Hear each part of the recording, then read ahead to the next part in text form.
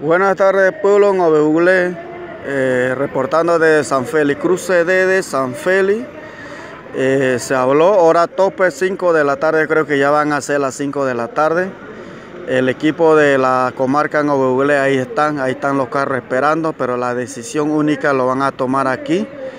El grupo que está organizando a la vez acá, lo que es encargado pues de esta manifestación, que son los docentes. A nivel de la comarca, a nivel de nuestra región, a nivel de nuestro país, con la sociedad civil, con el pueblo, con los padres de familia, con el apoyo aquí de toda clase de dirigentes tradicionales, políticos y todo se ha involucrado, porque esto es una necesidad que estamos pasando a nivel de nuestro hogar, de nuestros hijos, lo que es la parte de la educación, la parte de lo que es la canasta básica y lo que es la parte de la gasolina, pues los que tienen carro. Y esto es lo que se ve hasta el momento. Se maneja el punto estratégico San Félix. La gente de Cerro y Culantro, ahí está la delegación grande, hay 7 carros.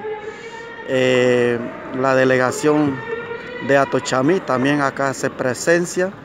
La delegación de Camarón y la gente de Guay, los grupos de allá de Quebra del Oro, pues que aquí hay una familia grande. Los que vinieron desde temprana hora.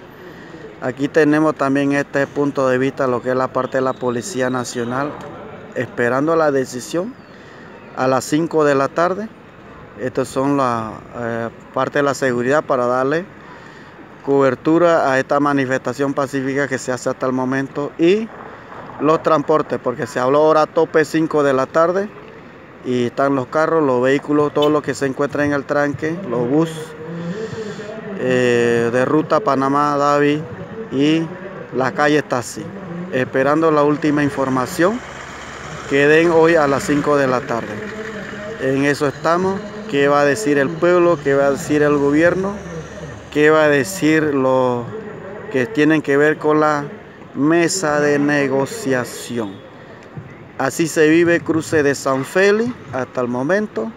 Nadie quiere retroceder, ni el gobierno ni el pueblo, pero igual nos mantenemos firmes por una sola causa justa, y de esta manera pues por parte de las unidades policiales que se mantienen ahí en un costado, viendo todo. Si no hubieran querido, no estuvieran aquí.